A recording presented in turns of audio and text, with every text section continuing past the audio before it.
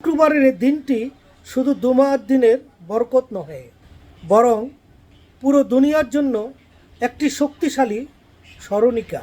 আমরা যে শুক্রবারে ভূমিকম্প দেখলাম, এটি যেন আমাদের স্মরণ করিয়ে দেয় এই দুনিয়া চিরস্থায়ী নহে, একমাত্র আশ্রয়স্থল মহান আল্লাহ তাআলার নিকট।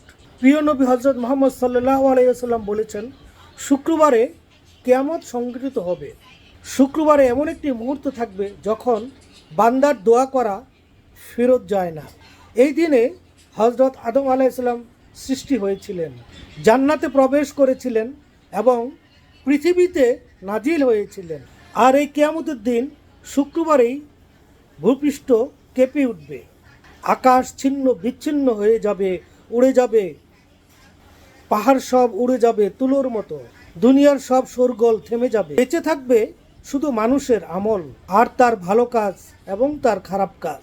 এই শুক্রবার আসলে আমাদের উচিত বেশি বেশি ইস্তেগফার পড়া, দরুদ পড়া, দোয়া পড়া আর নিজের জীবনকে পর্যালোচনা করা। আমি কি আল্লাহর সন্তুষ্টির পথে আছি?